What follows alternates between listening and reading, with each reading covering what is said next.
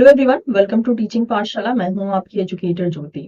इस वीडियो में आज हम बात करने वाले हैं डेल्टा नॉच सिग्नलिंग के बारे में, जिसे हम वन ऑफ द जक्स्टाग्राइंड सिग्नलिंग का टाइप या एग्जांपल की तरह कंसीडर करते हैं।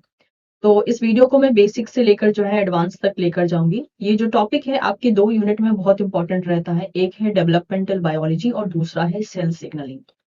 तो डेवलपमेंटल बायोलॉजी अगर हम सीएसआई या नेट पॉइंट ऑफ व्यू से देखते हैं तो डेवलपमेंटल बायोलॉजी आपका यूनिट नंबर 5 है एंड सेल सिग्नलिंग आपका यूनिट नंबर 4 है। डेवलपमेंटल बायोलॉजी में जब हम ये पाथवे पढ़ते हैं तो हमारा जो मेन फोकस होता है वो डेवलपमेंट पाथवे होता है। लेकिन जब हम सेल सिग्नलिंग में इस पाथवे को पढ़ते हैं तो वहां भी हमें डेवलपमेंटल एस्पेक्ट्स लेने पड़ते हैं, लेकिन सेलुलर एस्पेक्ट्स को लेकर हम चलते हैं, यानी सेलुलर लेवल पे भी हम चीजों को देखते हैं।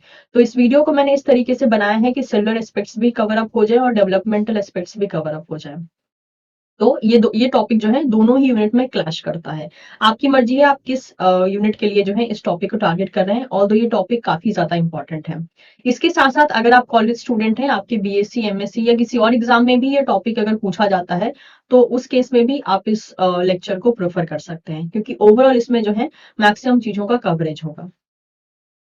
तो सबसे पहले हम एक बेसिक अंडरस्टैंडिंग के साथ शुरू करते हैं। हमने कहा यहाँ पे that is delta notch signalling, जो कि एक एग्जांपल है जक्स्टाक्राइन सिग्नलिंग का। अब उससे पहले हमें ये चीज समझ में आनी चाहिए कि जक्स्टाक्राइन सिग्नलिंग क्या होती है। तो जैसे कि आपको पता होगा, किसी भी सिग्नलिंग को सक्सेसफुल करने के लिए कुछ कंपोनेंट्स की जरूरत होती है, राइट? वो कंपोनेंट अगर प्रेजेंट रहते हैं तभी जाकर सिग्नलिंग जो है सक्सेसफुल होती है। वो कंपोनेंट क्या क्या हो सकते हैं? That component can be ligand, यानी सिग्नल देने वाले मॉलिक्यूल, और दूसरे होते हैं रिसेप्टर। लिगेंड एंड रिसेप्टर का प्रेजेंट होना जरूरी है, तभी एक सिग्नलिंग सक्सेसफुल होती है। अब बात करें कि लिगेंड क्या है, तो लिगेंड है एक सिग्नल मॉलिक्यूल जिसका मेन काम क्या होता है? सिग्नल देना, यानी मैसेंजर है। ये मैसेज लेकर आता है किसी सेल के पास कि यस, उस सेल में किस टाइप का रिस्पॉन्स होना चाहिए। अगर मैसेज आया है, यानी लिगेंड इस मैसेज को लेकर आया है कि सेल में डिवीजन होना चाहिए, तो उस मैसेज को या उस लिगेंड को रिसीव करने के बाद उस टारगेट सेल में डिवीजन शुरू हो जाएगा।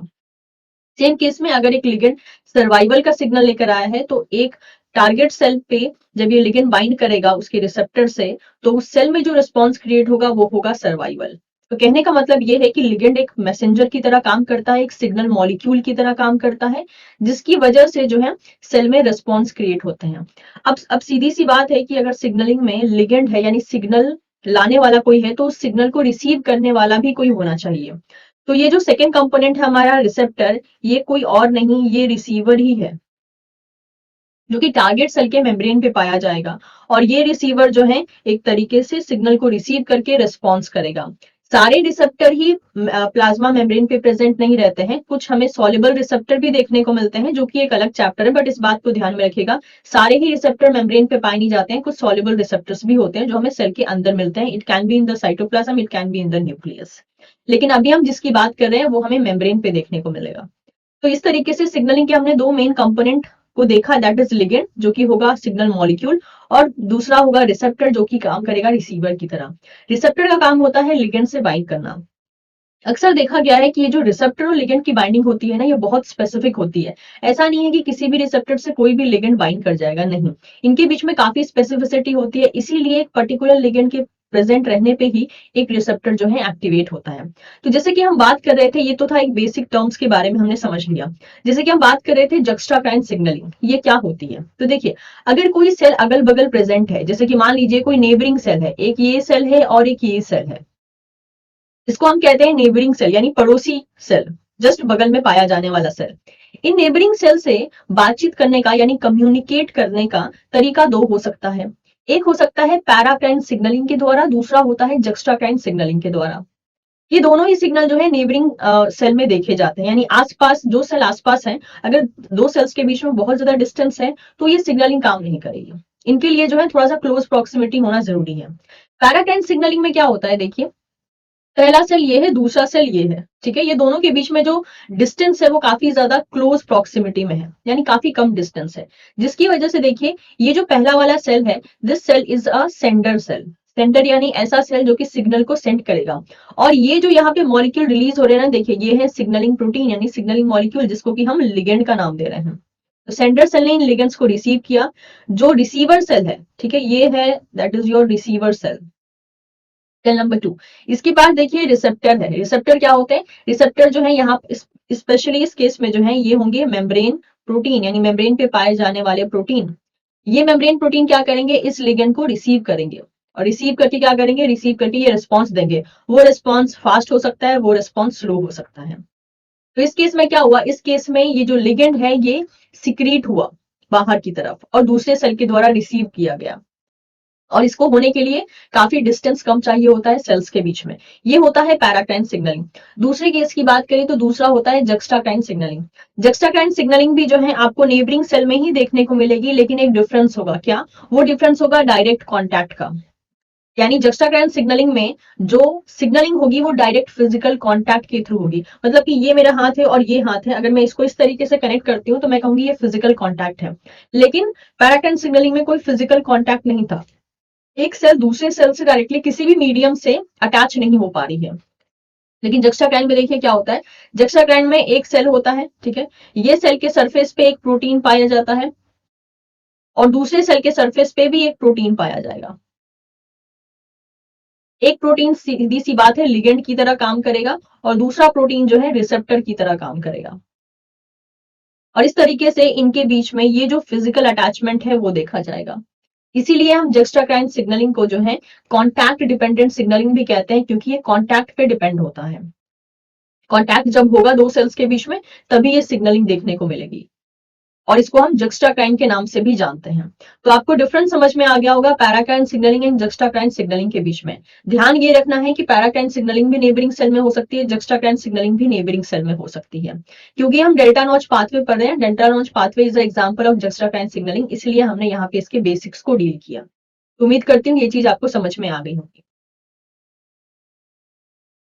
तो अगर हम इसको डेवलपमेंटल एस्पेक्ट से देखते हैं तो डेवलपमेंटल बायोलॉजी में आपको दो टाइप की सिग्नलिंग सबसे ज्यादा कॉमन देखने को मिलेगी through out the development process. उनमें से पहला है पैराकाइन सिग्नलिंग और दूसरा है जक्स्टाकाइन सिग्नलिंग। ये दोनों ही सिग्नलिंग जो है काफी कॉमन तरीके से आपको मिल जाएगी। अब जक्स्टाकाइन सिग्नलिंग में क्या होता है? इसमें जो मेम्ब्रेन प्रोटीन होता है जो कि एक सेल के सरफेस पे प्रेजेंट रहता है, वो इंटरैक्ट करता है रिसेप्टर प्रोटीन से जो कि एडजेसेंट सेल पे प्रेजेंट रहता है। ठीक है, इस इवेंट को हम जक्स्टाकाइन इंटरेक्शन कहते हैं, क्योंकि सेल मेम्ब्रेन जो है वो जक्स्टापोज्ड है एक दूसरे के, जिसका कि एग्जांपल होता है नॉच डेल्टा पाथवे। उसी को हम इस वीडियो में डिटेल में कवर करेंगे। जबकि पैराकाइन सिग्नलिंग के लिए क्या होता है? पैराकाइन सिग्नलिंग के लिए जो प्रोटीन होता है वो सिंथेसाइज किया जाता है एक सेल के द्वारा, और उसको डिफ्यूज किया जाता है, यानी सिक्रीट किया जाता है कुछ डिस्टेंस में, और वो डिस्टेंस को कवर करके वो प्रोटीन जो है अपने नेबरिंग सेल के सरफेस पे पाए जाने वाले रिसेप्टर से जाके बाइंड करता है। इस इवेंट को हम पैराकाइन इंटरेक्शन कहते हैं। अक्सर ये जो पैराकाइन फैक्टर्स है, पैराकाइन फैक्टर्स यानी पैराकाइन सिग्नलिंग में काम करने वाले लिगेंड यानी सिग्नलिंग मॉलिक्यूल, ये एक डिफ्यूजिबल मॉलिक्यूल होते हैं। डिफ्यूजिबल मॉलिक्यूल यानी जो कि डिफ्यूज होने की कैपेबिलिटी रखता है। ये डिफ्यूजिबल मॉलिक्यूल होते हैं और ये एक पर्टिकुलर रेंज में काम करते हैं, जैसे कि हो गया 15 सेल डायामीटर या फिर 40 टू 200 माइक्रोमीटर में काम करते हैं। अगर डिस्टेंस आपने ज्यादा बढ़ा दिया तो ये डिफ्यूजिबल मॉलिक्यूल है, तो टारगेट सेल तक पहुंचने से पहले ही ये डिफ्यूज हो जाएंगे, खत्म हो जाएंगे।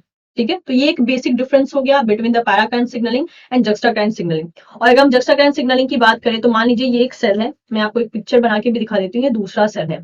तो ये फर्स्ट सेल है, ये सेकंड सेल है। तो होगा क्या कि एक सेल के सरफेस के ऊपर ये जो प्रोटीन पाया जाएगा कुछ इस तरीके से, वो क्या करेगा? वो दूसरे सेल के सरफेस पे पाए जाने वाले प्रोटीन से जो है इस तरीके से इंटरेक्ट करेगा, इस तरीके से। और इसी को जो है हम जक्स्टाकाइन कहेंगे, जबकि ये सेम केस पैराकाइन के केस में नहीं था। आप ध्यान दें कि दोनों ही प्रोटीन, इनमें से ऑब्वियसली एक प्रोटीन जो है लिगेंड की तरह काम करेगा और दूसरा प्रोटीन जो है रिसेप्टर की तरह काम करेगा। यानी यहां से एक चीज तो क्लियर है कि यहाँ पे लिगेंड और रिसेप्टर दोनों ही मेम्ब्रेन बाउंड होते हैं, यानी मेम्ब्रेन से अटैच रहते हैं। जबकि पैराकाइन में हमने देखा कि जो सिग्नलिंग मॉलिक्यूल है वो सिक्रीट होता है। ठीक है, डिफ्यूजिबल मॉलिक्यूल है। दो सेल के बीच में जो एक्स्ट्रा सेलुलर स्पेस रहते हैं, जो यहाँ पे दो सेल के बीच में जो स्पेस रहता है वहां पे वो सिक्रीट किया जाता है। लेकिन जक्स्टाकाइन के केस में ऐसा नहीं है, लिगेंड भी मेम्ब्रेन पे बाउंड है and as well as receptor भी मेम्ब्रेन पे ही बाउंड रहता है। ठीक है, तो ये कुछ बेसिक डिफरेंस है जो कि आपको पता होने चाहिए। अब समझते हैं हम यहाँ पे जक्स्टाकाइन सिग्नलिंग के बारे में और उनके कुछ टाइप के बारे में। तो हमने देख लिया कि जक्स्टाकाइन सिग्नलिंग क्या होती है। लगभग जो है 3 of the most widely used family of juxtacrine factor are, कुछ यहाँ पे 3 मेजर फैमिली है जो जक्स्टाकाइन फैक्टर से बिलोंग करती है, मतलब जक्स्टाकाइन फैमिली से बिलोंग करती है। वो 3 मेजर फैमिली कौन सी है? पहला है नॉच प्रोटीन। अब ये नॉच प्रोटीन क्या है? क्योंकि अब यहाँ से हम डेल्टा नॉच पे शिफ्ट कर रहे हैं, ठीक है। तो नॉच प्रोटीन सबसे पहली फैमिली है, ये क्या है, which binds to the family of a ligand exemplified by the delta protein. यानी जो सबसे पहली फैमिली होती है वो होती है नॉच प्रोटीन। यानी नॉच प्रोटीन जो है एक ऐसी प्रोटीन होती है जो कि डेल्टा प्रोटीन से बाइंड करती है। यानी सिंपल भाषा में कहें तो यहाँ पे यानी नॉच जो है that is acting like a receptor. Receptor को इस पाथवे में नॉच कहा जा रहा है और डेल्टा को यहाँ पे लिगेंड कहा जा रहा है। तो पहली एक प्रोटीन फैमिली होती है जिसमें कि नॉच प्रोटीन होता है जो रिसेप्टर की तरह काम करता है, और दूसरा डेल्टा प्रोटीन होती है जो कि लिगेंड की तरह काम करती है। सेकेंड जो फैमिली है यहाँ पे वो है सेल एडहेशन मॉलिक्यूल, जैसे कि हो गया कैडरिन, ठीक है। Cell adhesion molecule as a part of important developmental pathway called the hippo signalling. Hippo signalling के बारे में भी मैं आपको आने वाले कुछ चैप्टर जो है उनमें आपको मैं एक्सप्लेन करूंगी। लेकिन हिप्पो सिग्नलिंग में क्या होता है, एक कैडरिन नाम का प्रोटीन काम करता है। कैडरिन प्रोटीन्स क्या है, कैडरिन प्रोटीन्स को हम कैम्स कहते हैं। कैम्स यानी सेल एडेशन मॉलिक्यूल। इनकी कहानी कैसे चलती है कि अगर एक सेल के सरफेस पे मान लीजिए इस तरीके से कैम्स प्रेजेंट हैं, तो दूसरे सेल के सरफेस पे भी जो कैम्स प्रेजेंट होते हैं, let's draw it like this, तो ये इस तरीके से इंटरेक्ट करते हैं। तो इनमें भी जो है डायरेक्ट फिजिकल कांटेक्ट होता है। मतलब कैम्स के द्वारा जो है दो सेल आपस में फिजिकल कांटेक्ट करते हैं।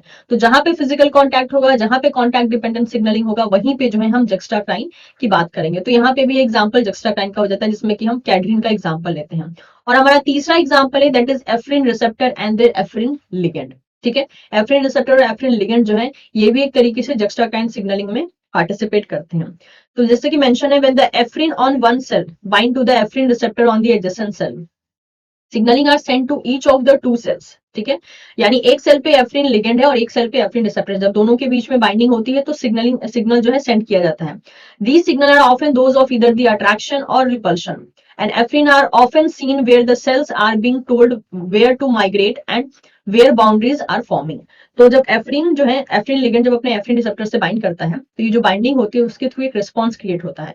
ये रिस्पॉन्स जो है या तो अट्रैक्शन का हो सकता है या तो रिपल्शन का हो सकता है, ठीक है। या तो सेल्स के बीच में अट्रैक्शन कराओ या रिपल्शन करवाओ। अक्सर देखा गया है कि जहां पे ये एफ्रिन लिगेंड जहां पे काम करता है, वहां पे जो सिग्नलिंग होती है यानी जो फंक्शन देखा जाता है वो होता है या तो सेल के माइग्रेशन का या फिर बाउंड्रीज फॉर्म करने का। The ephrin and the ephrin receptor functioning in the formation of the blood vessel, neurons and somite. इसके अलावा जो है एफ्रिन और एफ्रिन रिसेप्टर का जो फंक्शनिंग है वो देखा गया है कि वो ब्लड वेसल्स के फॉर्मेशन में भी काम करते हैं, neuron as well as somite के फॉर्मेशन में भी काम करते हैं। तो ये एक और डिटेल हो गया कि जुक्स्टाकाइन सिग्नलिंग में मोस्ट वाइडली यूज फैमिली कौन कौन से हो सकते हैं, जिसमें कि हम ये पहली वाली फैमिली यानी डेल्टा नॉच फैमिली के बारे में जो है एक्सप्लोर करने वाले हैं। आई होप ये क्लियर हो रहा होगा आप सभी को। तो चलिए अब समझते हैं हम स्पेसिफिकली डेल्टा नॉच के बारे में। सबसे पहले हम नॉच के बारे में समझते हैं, ठीक है। नॉच है क्या, नॉच एक single pass transmembrane protein है। यानी एक ऐसा प्रोटीन है जिसने सेल को सिर्फ एक बार क्रॉस करके रखा है। मतलब कि मान लीजिए अगर ये एक सेल है, ठीक है, डबल मेम्ब्रेन बना दिया मैंने, और ये नॉच है, तो नॉच ने जो है सिर्फ एक बार मेम्ब्रेन को इस तरीके से क्रॉस करके रखा है, सिर्फ एक ही बार क्रॉस करके रखा है, तो इसके पास एक ही ट्रांस मेम्ब्रेन डोमेन पाया जाएगा। तो इसे हम बोलते हैं single pass transmembrane protein, okay. और ये जो नॉच है ये स्पेसिफिकली इसका रोल क्या होता है, रोल होता है कि ये रिसेप्टर की तरह काम करता है। It act like a receptor protein, ठीक है, रिसेप्टर प्रोटीन की तरह काम कर सकता है। अगर इसके हम टाइप देखें, ठीक है, टाइप देखें तो टाइप में जो है आपको नॉच 1, 2, 3, 4 देखने को मिल सकते हैं। यानी नॉच 1, नॉच 2, नॉच 3, नॉच 4 आपको देखने को मिल सकते हैं। अगर हम इनके एग्जाम्पल की बात करें कि नॉच का कुछ एग्जाम्पल अगर हमको मिल जाए, तो डेवलपमेंटल बायोलॉजी में जब आप स्पेसिफिकली सी एलिगन पढ़ते हैं तो वहां पे आपको नॉच के एग्जाम्पल देखने को मिल सकते हैं, जैसे कि हो गया लिन 12, ठीक है। इसके अलावा हो गया GLP1। इन दोनों का रोल आप सी एलिगन के केस में जो है, सी एलिगन्स के केस में जब आप उनका डेवलपमेंट पढ़ते हैं तो वहां पे आप इन दोनों का रोल देख सकते हैं कि लिन 12 एंड GLP1 जो है ये एक तरीके से एग्जाम्पल बनते हैं, ये नॉच रिसेप्टर्स की तरह काम करते हैं। तो डेल्टा की अगर हम बात करते हैं तो डेल्टा भी जो है एक तरीके से single pass transmembrane protein ही होता है। ये भी, इसने भी जो है मेम्ब्रेन को एक बार क्रॉस करके रखा है, ठीक है, और ये मेम्ब्रेन बाउंड प्रोटीन होता है। अगर हम इसके रोल की बात करें तो रोल क्या है, it act like a ligand, ठीक है। ये लिगेंड या सिग्नल मॉलिक्यूल की तरह काम करता है। नेक्स्ट अगर हम बात करते हैं इसके टाइप की, तो ये जो है हमको एक्चुअल में it belongs to DSL family protein. Delta जो है DSL फैमिली प्रोटीन से बिलोंग करता है। DSL का मतलब हो गया डेल्टा सेरेट लैक्टो। तो ये हो गया आपके सामने कि डेल्टा क्या है, नॉच क्या है। नॉच जो है रिसेप्टर होंगे जो कि मेम्ब्रेन से बाउंड है, ठीक है। और डेल्टा जो है वो लिगेंड की तरह काम करेगा। अगेन ये भी जो है मेम्ब्रेन से बाउंड है। डेल्टा की जगह किसी पाथवे में आपको सेरेट का रोल देखने को मिलेगा, किसी में लैग टू का रोल देखने को मिलेगा, किसी में डेल्टा का ही रोल आपको देखने को मिलेगा। जैसे कि सी एलिगन के केस में लैग टू जो है, लैग टू जब डेल्टा की तरह काम करता है तो उस केस में लिन 12 जो है नॉच की तरह काम करता है। और लैग टू और लिन 12 की जो इंट्रैक्शन होता है या उनका जो रेगुलेशन होता है वो सी एलिगन में एंकर सेल को बनाता है या फिर यूटेरिन प्रीकर्सर टिश्यू को बनाता है, डिपेंडिंग कि कौन सा एक्टिवेट हो रहा है। ठीक है, तो इस तरीके से हमें अलग अलग डेवलपमेंटल पाथवे में इनका रोल देखने को मिल जाएगा। अब अगर हम बात करते हैं फंक्शन की, कि ये जो डेल्टा नॉच सिग्नलिंग चल रहा है इनका फंक्शन क्या है, that is function of delta notch signalling. कहाँ कहाँ पे जो है इनके रोल हमको देखने को मिल सकते हैं। तो अगर हम बात करेंगे द पाथवे रेगुलेट्स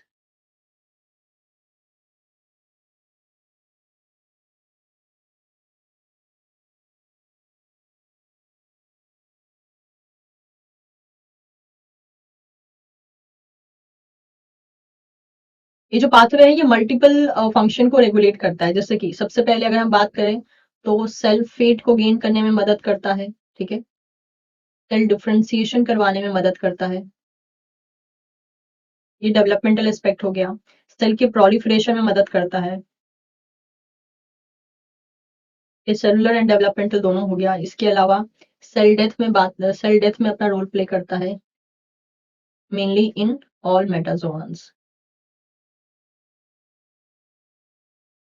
तो ये कुछ मेजर फंक्शन हो गए आपके डेल्टा नॉच सिग्नलिंग के, ताकि हमें पता होना चाहिए कि अगर हम डेल्टा नॉच सिग्नलिंग पढ़ रहे हैं तो क्यों पढ़ रहे हैं। क्योंकि वो जो डेल्टा नॉच सिग्नलिंग है ये सेल फेट को रेगुलेट कर सकती है, सेल का डिफरेंशिएशन को रेगुलेट कर सकती है, सेल के प्रोलिफरेशन को रेगुलेट कर सकती है।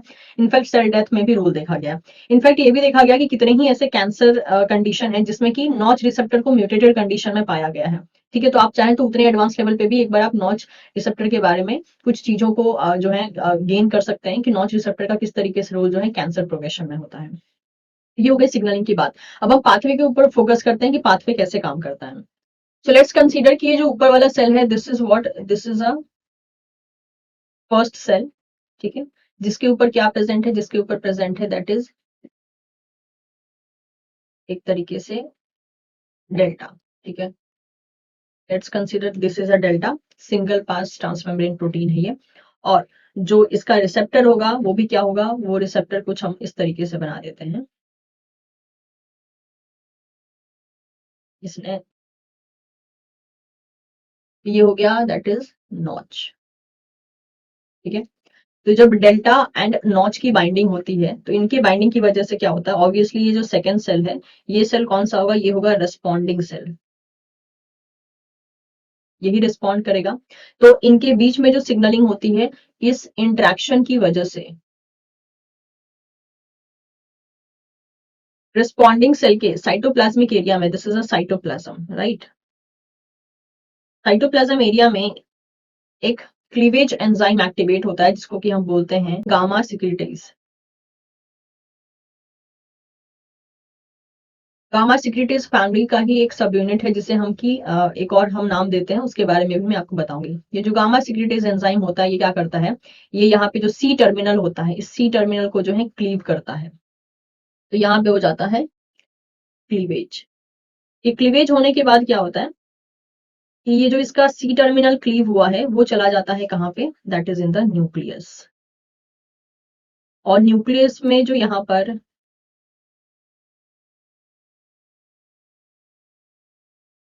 ऑलरेडी जो ट्रांसक्रिप्शन रेगुलेशन होने वाला है वहां पे मिलता है that is a protein called CSL। इन सब के बारे में मैं अभी आपको डिटेल में बताऊंगी।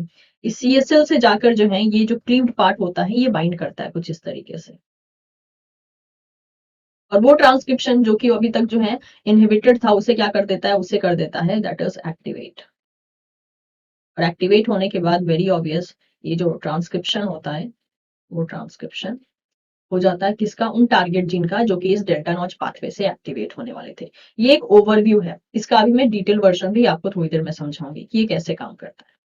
इस बात का ध्यान रखिएगा कि नॉच के पास जो है यहाँ वाला जो एक्स्ट्रा सेलुलर डोमेन है वो तो बाहर ही रह जाएगा, ठीक है, लेकिन ये जो क्लीव हुआ है वो क्या है, वो है एक इंट्रा सेलुलर डोमेन। ये इंट्रासेलुलर डोमेन ही जो है यहाँ से क्लीव होके न्यूक्लियस के अंदर जाएगा। न्यूक्लियस के अंदर ट्रांसलोकेशन होने के बाद वो ट्रांसक्रिप्शन रेगुलेशन करेगा और टारगेट जीन का एक्टिवेशन करेगा। तो ये हो गया आपके पास डेल्टा नॉच सिग्नलिंग पाथवे का एक ओवरव्यू। अब हम जरा सा बुकिश फॉर्म में समझने की कोशिश करते हैं कि ये सिग्नलिंग पाथवे काम कैसे कर रहा है, और साथ ही साथ जो है मैं आपको एक बुक के डायग्राम के थ्रू भी दोबारा से इसको डिटेल में समझाऊंगी, ठीक है। जैसे कि यहाँ पे मेंशन है, some inducing protein bound to the inducing cell surface.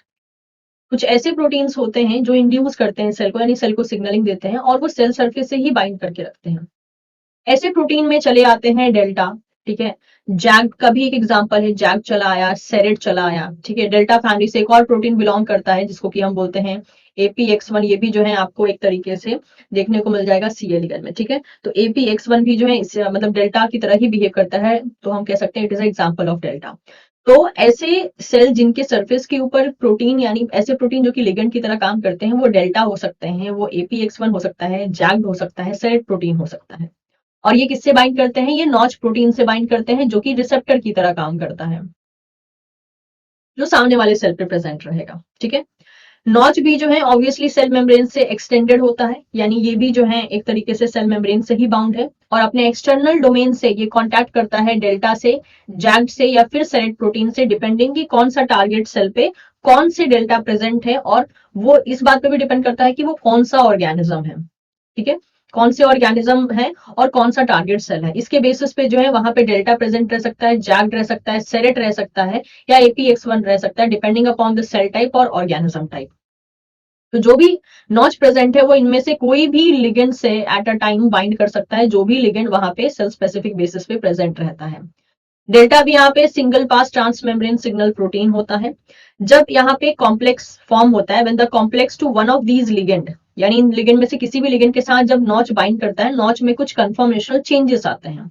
उस कन्फर्मेशनल चेंजेस के कारण क्या होता है कि उसका साइटोप्लाज्मिक डोमेन का जो पार्ट होता है वो क्या हो जाता है, वो कट ऑफ कर दिया जाता है प्रिसिनिलिन 1 प्रोटीएज फैमिली के द्वारा, आई मीन टू से इस प्रोटीएज के द्वारा।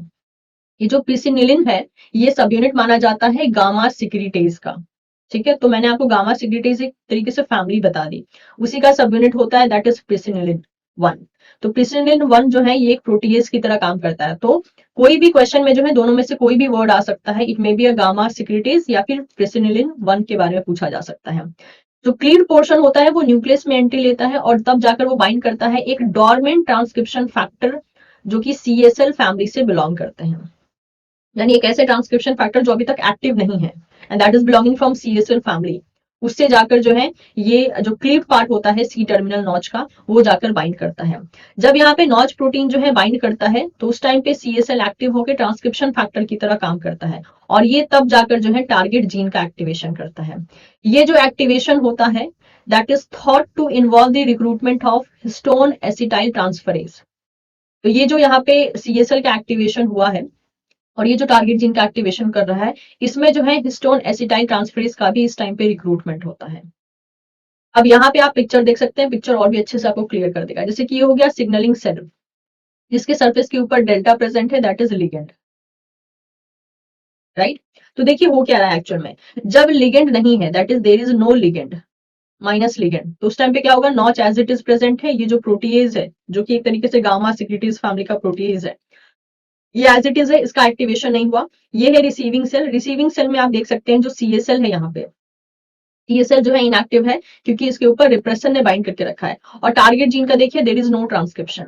लेकिन जब लिगेंड प्रेजेंट है, यानी जब डेल्टा एक्सप्रेस हो रहा है सिग्नलिंग सेल पे, तो उस टाइम पे क्या हो रहा है, वो आके नॉच से बाइंड कर रहा है। नॉच में कन्फर्मेशनल चेंजेस हो रहे हैं और उस कन्फर्मेशनल चेंजेस के कारण जो है प्रोटीएज भी एक्टिवेट होता है। ये जो प्रोटीएज होता है इसी के बारे में हमने कहा था कि it can be a gamma secretase या फिर उसी से बिलोंग करने वाला एक subunit that is presenilin 1 protease, ठीक है। अब ये क्या करता है, ये यहाँ से इसको क्लीव कर देता है। क्लीव करने के बाद ये जो इसका सी टर्मिनल का पोर्शन होता है वो एंट्री ले जाता है कहाँ पे, न्यूक्लियस के अंदर, और न्यूक्लियस के अंदर जो है ये जाकर बाइंड करता है CSL से और रिप्रेसर को हटाता है। और साथ ही साथ जो है P300 जो कि यहाँ पर क्या है, जो कि ये हिस्टोन एसिटाइल ट्रांसफरेज, इसका भी यहाँ पर जो है एक तरीके से एक्टिवेशन होता है। और इन सब का ये जो कॉम्प्लेक्स फॉर्म हुआ है, इस कॉम्प्लेक्स फॉर्म होने की वजह से जो टारगेट जीन होता है उसका हो जाता है ट्रांसक्रिप्शन। तो that is what mention here. अगर देखा जाए यहाँ पे, prior to the notch signalling a CSL transcription factor such as suppressor of hairless, जिसे कि CBF1 कहा जाता है। अब CSL क्योंकि फैमिली है तो उसमें से एक फैमिली एग्जांपल ले लिया हमने, दैट इज दी CBF1। यहाँ पे CBF1 प्रेजेंट रह सकता है। Is on the enhancer of the notch regulated gene, the CSL bind repressor of the transcription. जब सिग्नलिंग मॉलिक्यूल नहीं है तो CSL ने किससे बाइंड करके रखा है, रिप्रेसर से बाइंड करके रखा है। उसके बाद क्या हुआ है, उसके बाद मान लीजिए डेल्टा आया, यानी लिगेंड आ गया, जो कि हो सकता है डेल्टा, जैग या सेरेट प्रोटीन हो सकता है। और one cell that will bind to the extracellular domain of the notch protein, और वो क्या करेगा, नॉच प्रोटीन से जाके बाइंड करेगा। This binding cause the shape change in the intracellular domain of notch. इस बाइंडिंग की वजह से क्या होगा, कन्फर्मेशनल चेंजेस होगी। उस कन्फर्मेशनल चेंजेस के कारण जो इंट्रासेलुलर डोमेन होगा नॉच का, उसमें चेंजेस आएंगे, विच एक्टिवेट्स अ प्रोटीएज, जिसकी वजह से ये वाला जो प्रोटीएज है उसका एक्टिवेशन हो जाएगा। This protease will cleave the notch and allow the intracellular region of the notch protein to enter the nucleus and bind to the CSL transcription factor. और इसकी वजह से क्या होगा, ये न्यूक्लियस के अंदर एंट्री लेगा क्योंकि ये क्लीव हो चुका है और CSL से आके बाइंड कर जाएगा। This intracellular region of Notch displays the repressor protein and binds activator of transcription, including the histone acetyl transferase P300। और क्या करेगा, ये जो रिप्रेसर है इसको ये यहाँ से हटा देगा नॉच, और उसके अलावा जो है यहाँ पर ये CSL ट्रांसक्रिप्शन फैक्टर से बाइंड कर जाएगा। और साथ ही साथ एक और एक्टिवेटर है इस ट्रांसक्रिप्शन का, जो कि है P300, जिसे कि हम कह रहे हैं हिस्टोन एसिटाइल ट्रांसफरेज, उससे जाके ये बाइंड कर जाएगा। और इनका जो कॉम्प्लेक्स है, ये कॉम्प्लेक्स क्या करेंगे, the activated CSL can then transcribe its target gene. अब क्योंकि CSL अच्छे से एक्टिवेट हो चुका है, क्योंकि इसका रिप्रेसर को हटा दिया गया है और एक्टिवेटर दैट इज P300 ने भी बाइंड कर लिया है और साथ ही साथ नॉच ने भी बाइंड कर लिया है, तो अब ये पाथवे पॉजिटिवली रेगुलेट हो सकता है और टारगेट जीन का यहाँ पे ट्रांसक्रिप्शन हो सकता है। इस तरीके से हमने देखा कि ये पाथवे रन कैसे कर रहा है। इसके अलावा मैं कुछ और डिटेल की अगर मैं बात बताऊं तो यहाँ पे जो लिगेंड हुआ, यानी आप डेल्टा की बात कीजिए या फिर नॉच की बात कीजिए, दोनों का अगर हम नेचर वाइज बात करें ना, तो बोथ आर ग्लाइकोप्रोटीन। नेचर में जो है दोनों के दोनों ग्लाइकोप्रोटीन है, सिंगल पास ट्रांसमेम्ब्रेन प्रोटीन की तरह डिसाइड करते हैं सेल के सरफेस पे। इतना ही नहीं, नॉच में जो है, नॉच में मेनली देखा गया है कि ग्लाइकोसाइलेशन होता है। ग्लाइकोसाइलेशन यानी ऑब्वियसली पोस्ट ट्रांसलेशनल मॉडिफिकेशन होता है, तो उसमें जो है नॉच पे ग्लाइकोसाइलेशन होता है, तभी वो ग्लाइकोप्रोटीन में कन्वर्ट होता है। तो ये जो ग्लाइकोसाइलेशन होता है वो नॉच को क्या करता है, वो नॉच को स्पेसिफिसिटी प्रोवाइड करता है। कैसी specificity, to bind the specific delta. इस ग्लाइकोसाइलेशन के कारण जो है नॉच पे स्पेसिफिसिटी प्रोवाइड होती है। इतना ही नहीं, मैं आपको ये भी बता दूं कि नॉच में ये होने वाला क्लीवेज कोई पहला क्लीवेज नहीं है। इस पूरे पाथवे में, यानी जब तक नॉच एक्टिवेट नहीं होता है, उस सारे पाथवे को इंक्लूड करके टोटल जो है 3 क्लीवेज देखे जाते हैं नॉच में। जो सबसे पहला क्लीवेज होता है वो तब होता है जब नॉच का प्रोसेसिंग हो रहा होता है, यानी जब नॉच सिंथेसाइज हो रहा होता है। जो पहला क्लीवेज होता है वो मेनली कहाँ पे देखा जाता है, गोल्जी अपरेटस में देखा जाता है, जिसकी पिक्चर मैं अभी आपको दिखा देती हूँ।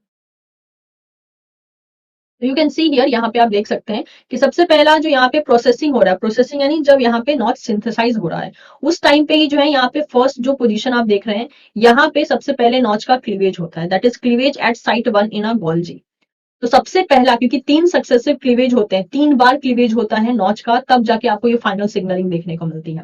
तो इस पॉइंट पे जो है कब क्लीवेज हो रहा होता है, जब नॉच की प्रोसेसिंग होती है, यानी जब नॉच सिंथेसाइज हो रहा होता है और वो गोल्जी मेम्ब्रेन पे रहता है, एज वेल उसका जो कुछ पार्ट जो ल्यूमेन में रहता है, वहां पे इस पॉइंट पे जो है स्पेसिफिकली क्लीवेज होता है।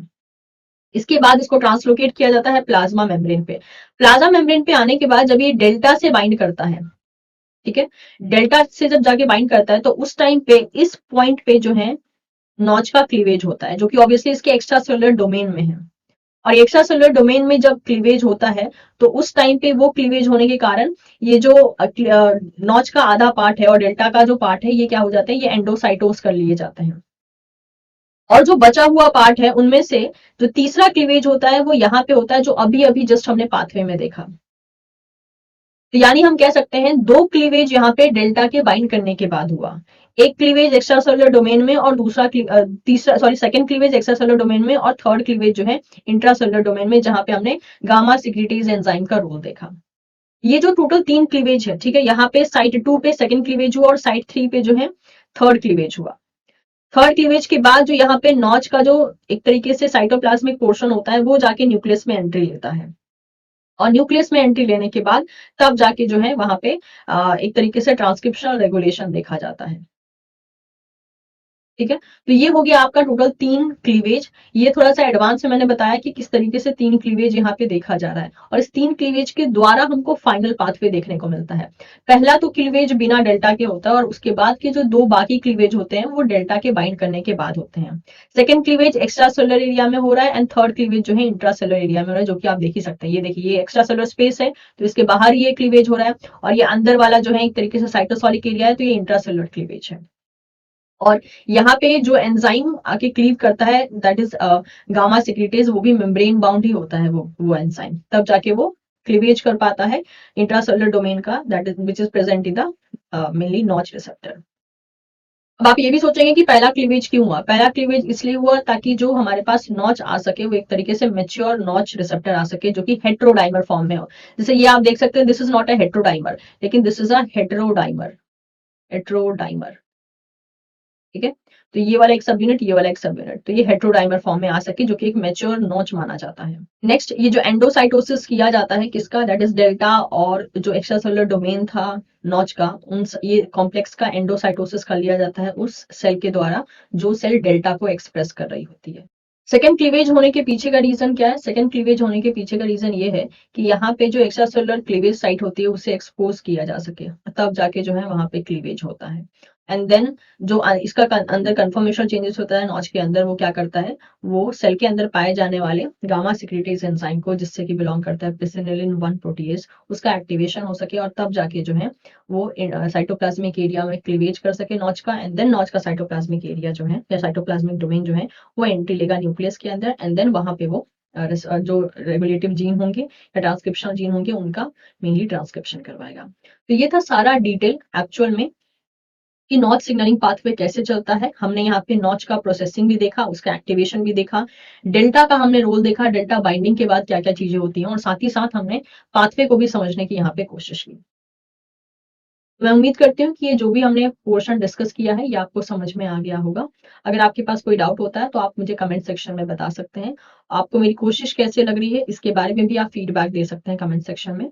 वीडियो इन्फॉर्मेटिव लगा हो तो इसे लाइक कर सकते हैं, दोस्तों के साथ शेयर कर सकते हैं, and don't forget to subscribe teaching Pathshala for getting more such informative videos update. Thank you so much everyone, will see you soon in the next session.